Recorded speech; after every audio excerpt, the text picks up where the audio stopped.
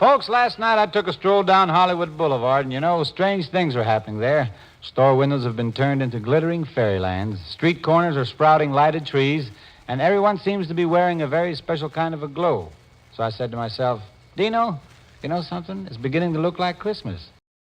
Hi everyone, Future Tess here. I'm editing this video about the amazing protest that we went to. At the time we were kind of running out the door and, you know, we or I didn't really have time to go over what we were actually doing. This was last week and I think it was on Thursday, and it was part of a nationwide series of protests inspired by a 15-year-old Swedish girl, I believe, who did a school strike to protest the government to do something about climate change. And so Australian kids were inspired by this, which is so amazing. Wow, if you took a drink for every time I said amazing in this video, you would be dead before you even got to the end. Tess, think of another word maybe. I mean, it's exactly the kind of thing that I or my friends would have done if we were still at high school, and so it was just amazing to see it happen.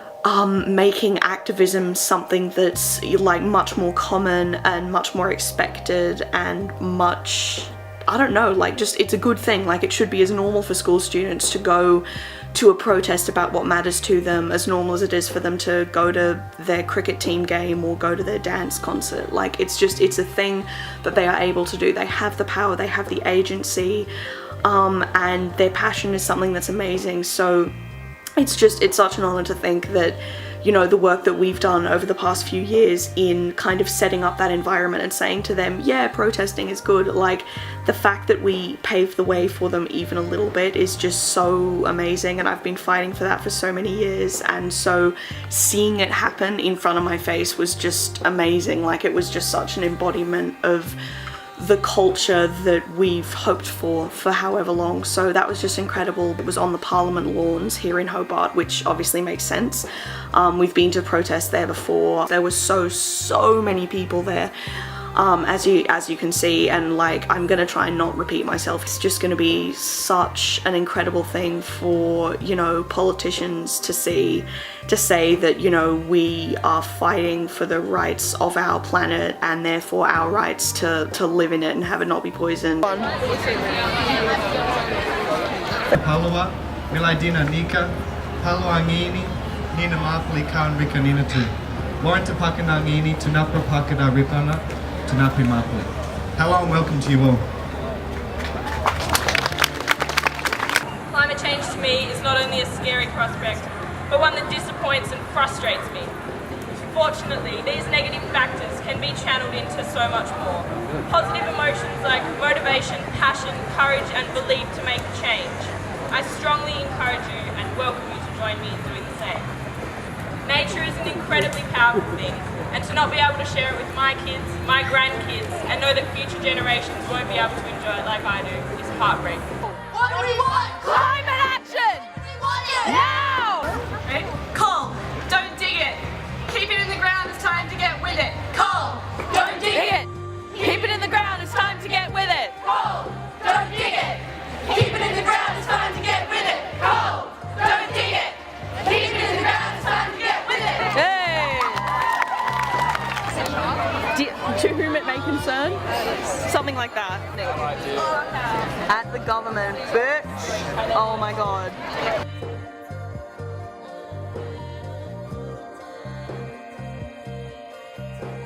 Students, hear us roar! We want solar, we want more! We are students, hear us roar! We want solar, we want more!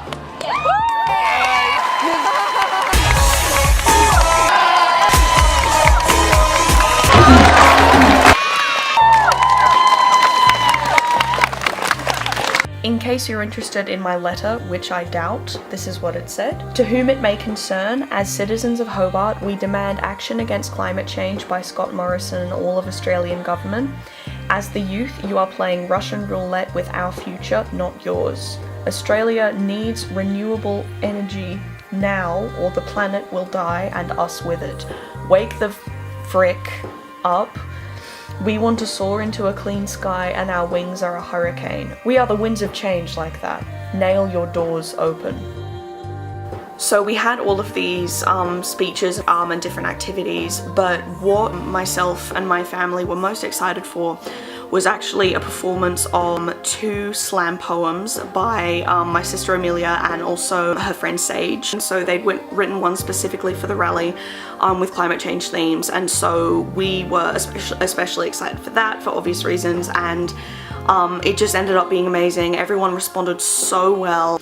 You know, we had strangers coming up to us, like a dozen people, I swear, like complete strangers walking up being like, oh my god, those poems were incredible, you know, I'm shaking every time a person did that. Like, it added 10 years to my lifespan, I swear. You know, I've written all my life poety things, journaly things, but I've never really had sort of the forethought or the guts or anything to perform them as slams, so it's amazing to see them do it. But yeah, I'm gonna roll that footage now. I'm gonna show you the poems in their entirety.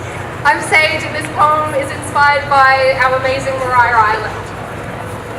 Home is where the heart is, a warm fireplace glowing the colour of love even in a cold, dark night. Home is where the hearth is, in a forgotten field on a forgotten island, the only living thing left are the birds.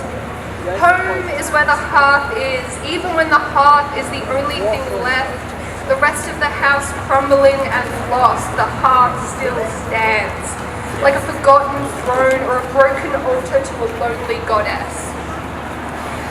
Home is where the hearth is. No matter how many bricks are missing, no matter the holes peering through to an open blue sky, the hearth will always remain, standing tall against the wind, the pride and joy of a hopeful goddess. Home is where the hearth is, despite the wreckage around it, the ruined fields, the ruined islands, when no life is left, passed on with bloody hands on a silver platter of neglect. The heartbreak of a disregarded goddess. Home is where the hearth is, even when there's no birds to call it so, even when the blue skies turn black with the blaze of an older fire, this hearth will stand tall against the wind. Even when our hearths are snuffed out with the smoke of someone older's fire, we will still need a home. Even when our skies turn black from the wreckage of those old bloody hands who refuse to do their jobs, we will not accept neglect. We will give homes to the birds. We will honor our goddess. We will stand tall against the wind. We will stand. I'm Amelia Nylon, and this is my poem, Let's Talk Rainbows. In blue skies over green grass and red earth and deep oceans on a little blue planet orbiting a red dwarf in a milky galaxy in a beige universe filled with so many silver stars and black holes. Let's talk rainbows that lead to pots of gold in a place where bluebirds sing and lemon drops fall from the clouds. Let's talk rainbows of grey. Colouring my grass grey, my earth grey, my oceans grey, my clouds so grey there's no room for a silver lining. Where did the sky go? Let's talk rainbows, banned out like a deck of cards, where the reverse side is always black and they're held up in front of greedy eyes clouded by toxic smog, choking up the gambling room as they sit around the green table, playing a complicated game with high stakes, with my life, and it seems like it's all in, judging by the amount of chips on my shoulder. And the grey suits keep dealing aces and hot air promises, meanwhile we're all losing. Let's talk rainbows. Loud enough to reach ears, shuttered by fists willing to hand over a world of greys, pass on their vibrant shame to their children. Listen to this rainbow, isn't it loud enough? Aren't we loud enough for you? How bright do we have to be heard? How brilliant do we have to be taken serious? How much brightness must we sacrifice to be understood? Until all that brightness becomes dark behind my eyes, expand over pupils and irises, the whole world is left blind to its red hands, covered by red tape if it takes. Black and white simple, let me paint you a picture. Stop taking this land. It isn't yours to take, and it's rich enough for all of us. Stop poisoning the oceans. You're not the ones who have to swim in them, and they're deep enough. Stop draining the world that isn't your world, and it's not your futures you're wasting. Stop murdering me and your grandchildren never to be, because what can I do when there are no blue skies ahead and a slimming chance there will ever be again? What can I do? All I can do is speak. All I can do is cut through red tape with my best scissors and sonnets. All I can do is color in silences from everyone who should be saying, yes, I will. All I can do is speak. So let's talk rainbows. Like rainstorms that shatter our preconceptions, wash away the holes we've dug ourselves in our red earth and our green grass on our little blue planet. Let's talk rainbows like victories that come after thunderstorms and fight, that paint the night with lightning and blue light like the sky. Let us talk.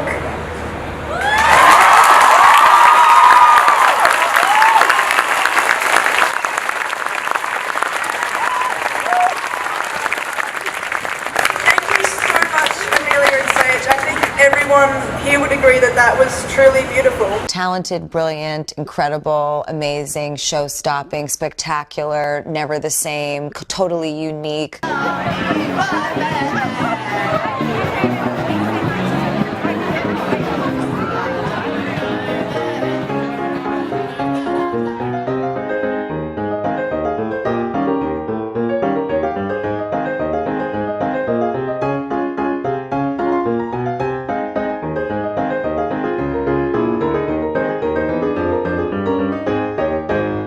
That was a very satisfying way to end the protest. One of the bands from my sister's school actually started playing these fabulous sweet little rock songs, and everyone was like, it was just that great thing where I feel like something I see these days is this sort of horrific reflection of this culture that we have that's kind of ultra sarcastic, where, you know, everyone's too cool to dance, like even at a concert, and it's like, you've got to be freaking kidding me.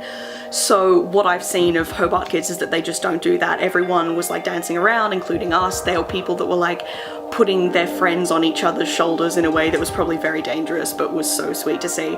And so we were doing all of that. We were dancing and we were burning the hell up in the sun, I'll tell you that for nothing. And so eventually we had to come home, and what was crazy was that we then, only a few hours later, were dashing off to Silver Words, which is a slam poetry event. And in my last Hobart vlog at the beginning of this year, I think there's a quick little shot of us on the floor making these paper cranes. I think that's in there somewhere. And so we had it again, except it was in a different space this time, in a different pub, because it's grown so much.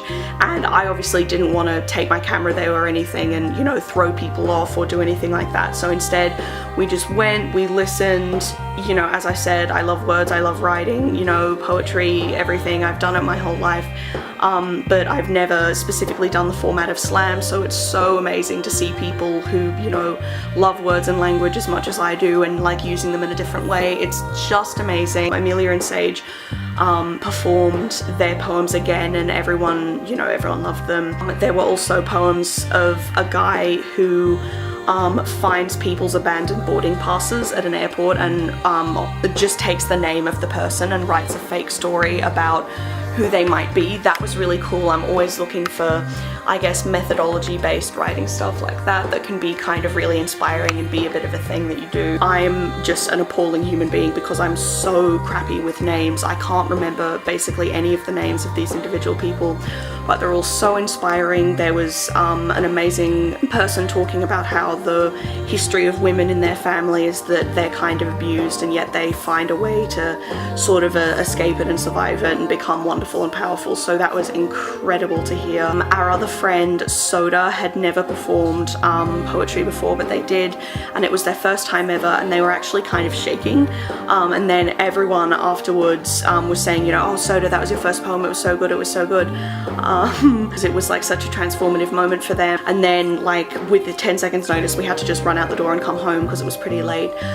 So that was a very big day for us, but it was an amazing day, an inspiring day full of activism and beautiful language, and you know very well that those are two of my favorite things on this entire planet. It's always the kind of day that I hope to have in life in general, including when I'm down here. So I hope you enjoyed this vlog. Keep your eye out for more of my Vlogmas videos. Subscribe for more mischief, including more appreciation of activism and beautiful language, if that's what you like too. And I love you. Keep going.